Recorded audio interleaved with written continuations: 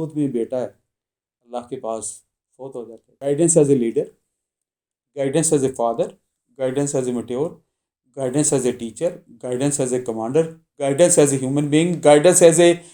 تو گرتے ہیں شاہ سواری میدان جنگ.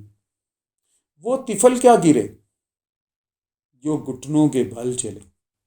طفل ہوتا ہے بچہ, وہ جو بطن ہی ڈٹتا ہے, جو رینگتا ہے, چھوٹا بچہ. جو بچہ ویسے ہی اس کارپیٹ پہ ویسے ہی رینگ رہا ہے, اس بیچارے کو کیا پتا کدھر ہے گھوڑا, کدھر ہے میدان, کدھر جنگ.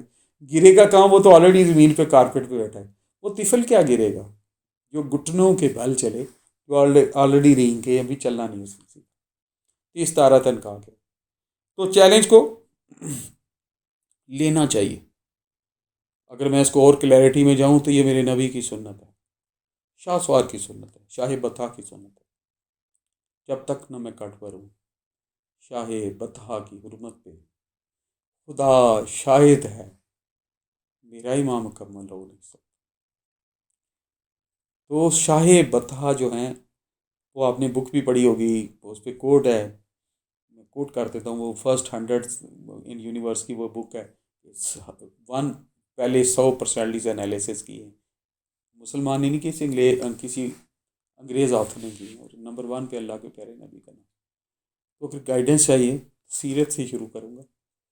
Guidance as a leader, guidance as a father, guidance as a mentor, guidance as a teacher, guidance as a commander, guidance as a human being, guidance as a باپ, گائیڈنس ایز اے بیٹا, guidance as a husband, guidance as a ماما, guidance as a سپہ سالار.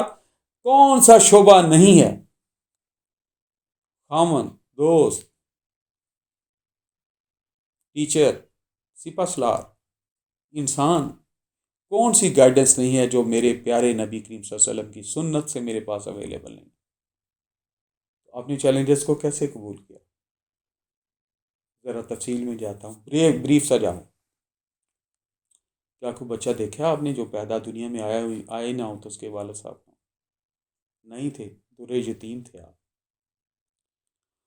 اوہو اللہ اکبر. دادا نے پالا, 2 سال کی عمر میں وہ بھی چلے گئے. پھر چاچا حضرت ابو طالب رضی اللہ تعالیٰ عنہ نے پالا, انہوں نے آپ کی پرورش کی. پھر پیغمبری آ گئی, پتھر آ گئے, ظلم آ گئے, کفار نے کیا کیا نہیں کیا. ایک غزوے کے موقع میں ایک صحابی نے کہا یا رسول اللہ, پتھر باندھے ہوئے ہیں پیٹ پہ, بہت بھوک ہے. تو آپ نے کپڑا اٹھایا, آپ نے اس کے نیچے, تو آپ کے پیٹ مارگ میں 2 پتھر باندھے ہوئے. اور میری آنکھوں میں آنسو آ جاتے ہیں محبت کے اور عقیدت کی اساتذانہ, جو میری آنکھوں کا سفر ہے, جو میری روح سفر کر رہی ہے اللہ کے پیارے نبی کی خدمت عالیہ میں. کیسی زندگی گزاری. عروج آیا, یثرب گئے, مدینہ بن گیا, ریاست بن گئی, ہیڈ آف ریاست ہو گئے. سپہ سالاروں کو, دنیا کو, کیسر و گزرا کو لیٹر جاتے تھے. ہمبلنس وہی رہی, جیسا ورڈ وہی رہا. چیلنج کوئی نہیں چھوڑا. ایک دن مدینے والے باہر آ گئے کہ جو کوئی دشمن آ گیا, حملہ آ گیا, تو سارے چپ تھے. تو آپ سب سے پہلے گھوڑے پہ بیٹھے, پورا چکر لگا کے آ گئے. کہتے ہیں لوگوں سو جاؤ, کچھ نہیں, سب خیر ہے.